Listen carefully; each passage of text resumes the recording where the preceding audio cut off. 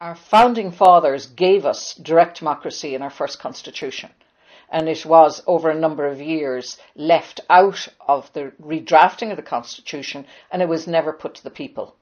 I have absolute faith in the wisdom of the Irish people. I have no faith at all in the party whip system or the manner in which they're going about ruling this country.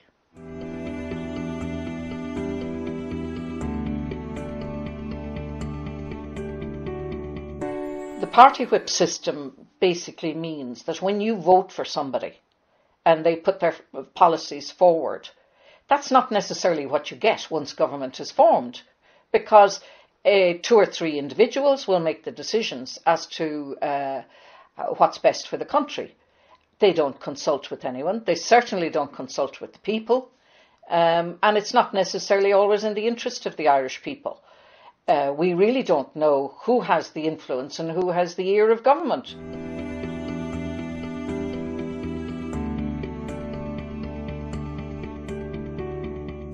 I was a founding member of Direct Democracy Ireland because I believed that they could possibly change the manner in which politics was conducted in Ireland.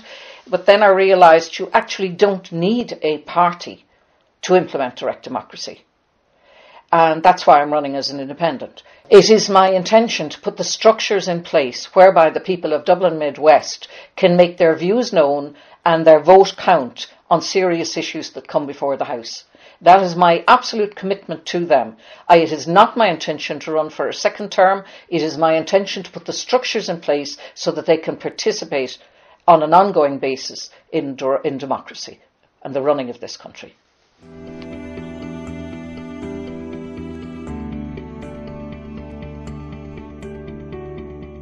Over the last number of years, I've been studying very carefully the workings of some of the main pillar banks, and I have been shocked at what I've found.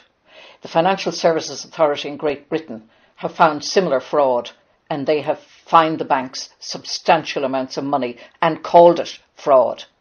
Yet I have put reports into the Department of Finance, I've put reports into the Fraud Squad and to the Central Bank and to the European Central Bank in Europe, and nobody seems fit to address the issue. I sincerely hope that the people of Dublin Mid-West will trust me with their votes and honour me with their vote. I will only be running for the one term to try to achieve and bring in direct democracy. That is my aim, so that the people have a say, as we've had enough of this saying one thing and doing another. I've made a decision to run in the election because I am fed up listening to both the left and the right fighting over the breadcrumbs left on the table and not addressing the main issue as to where the actual loaf of bread has gone and the bankers who've taken the loaf of bread. And until such time as we address those issues, we're not going to achieve anything and no change is possible. I've been given 5 minutes to talk about the corporatisation of our resources. International financial interests see fit to place an illegal, odious debt on our backs. This debt is not our debt, it's illegal under international law. Now they seek to use this indebtedness to rob our resources and take financial advantage of the entire population. A classic move. Indebt the country, turn us into debt slaves, then plunder our resources. Let us here today stand together and assert our rights as sovereign people. And we are sovereign. We are sovereign. Let us assert our right to the control and ownership of our resources. The government owns nothing. We do. Just remember that.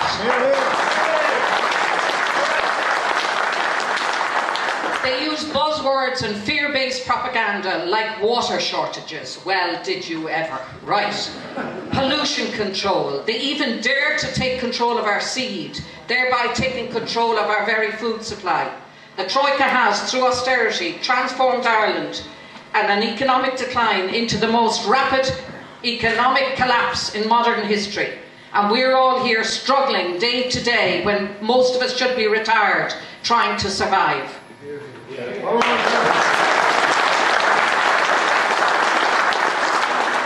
Now, they don't ask us to pay for the very water we drink, they command us to pay for the water we drink. to enrich the very same multinational bankers that robbed us in the first place. The Troika and the ECB are now dependent on banks to launder this odious illegal debt, and the banks have become dependent on the ECB to provide them with cheap money. Effectively, we're living in a corporate state. As long as we're content to be lied to, rather than face up to the disgraceful truth, and everyone in this room, we can't do this on our own. Everyone has to stand their ground and take back this country and take back our resources.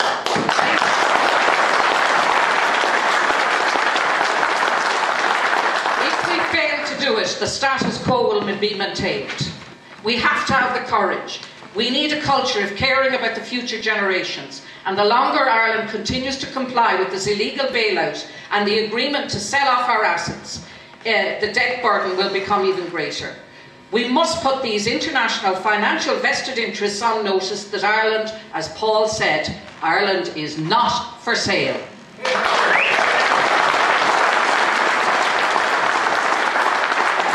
I'd like to put a vote to the floor, and the vote is to notify these people.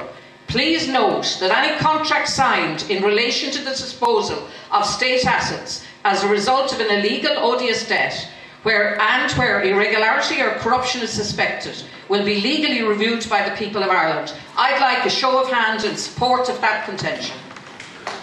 Thank you very much. We'll take that as a vote of yes. Thank you.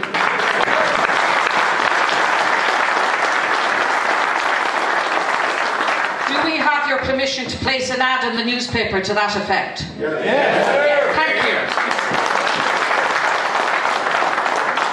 You have 420 million people living in an economic and financial system no one voted for. Ireland has 80% of our laws originating from a body no one voted for. 27 countries have accepted a system that makes China and Zimbabwe look democratic.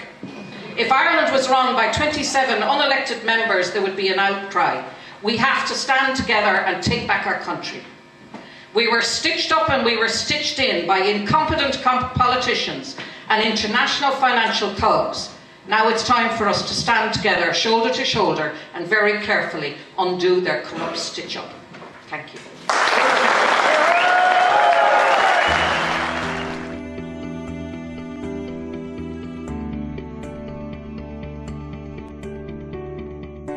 The party whip system and the party system in Ireland is not working. It has destroyed democracy. It has destroyed the country.